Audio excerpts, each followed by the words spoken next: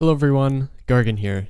So as soon as I came out of cryogenic sleep, I immediately hopped onto Steam and looked for a game to review. The first one that caught my eye was a game called Chrono Breach. So how does it work? It's a pixel art side-scrolling shooter where you play as this cute-looking android who has the power to control time and rain countless bullets into his foes who are doomed to their graves by the gods of this robot world and are destined to fall into the hands of the deity they were forced to face against. He has an antenna.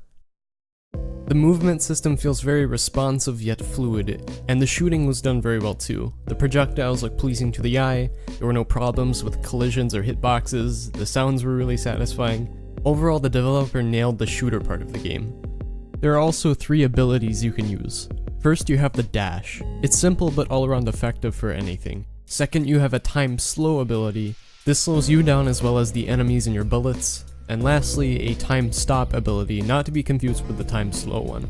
It completely stops any enemies and bullets, but you can still move and shoot, meaning you can stack bullets on top of each other, and when the ability ends, they'll all land wherever you were aiming when you shot them. It's a very strategic way to take on enemies.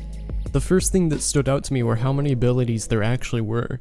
Usually a game like this has one ability plus a weapon, but this one has quite a few. And I do like that there are many different ways to approach a problem. Slowing time can make for a great way to dodge enemies, but so can a blink dash. Not to mention the ability that stops time is great for taking out multiple enemies at once. It's up to you how you want to deal with the problem.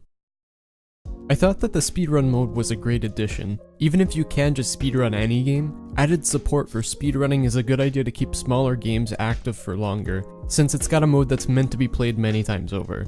The game is short, but this allows people who really enjoy it to get more out of it. Speaking of speedrunning, if you do try the game, go ahead and put your time in the comments. It'd be fun to start a little competition down there. Another thing I enjoyed was the boss fight. I don't really know why, but I just have a thing for 2D pixel boss fights. The way the music cuts out before you enter the room and how the entire atmosphere is changed because of a looming danger, it just feels good. Also, there were no bugs, or at least I encountered none. With the amount of games coming out recently, even by big companies that feel rushed and unfinished, it's a pleasant surprise to see a game that has no issues with gameplay by an indie developer on Steam. I do know that it's a simple game, but I always appreciate when a developer takes the time to iron things out before publishing it.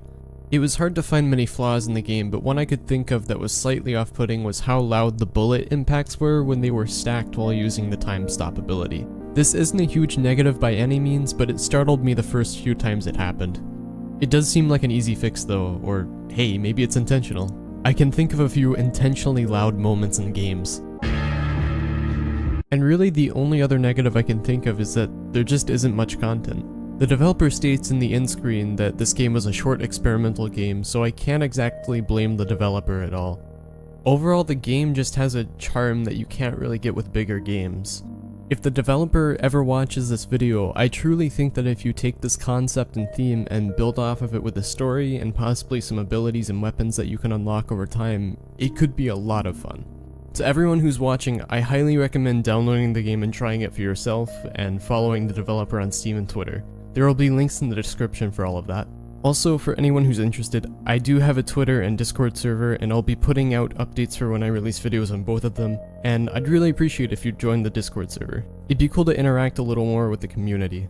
This channel wouldn't feel as dead in the downtime. There will be links for the Twitter and Discord server in the description as well.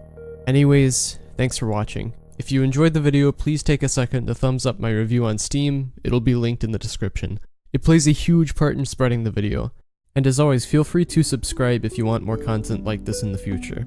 This has been another episode of Blind Review, and I'll see you next time.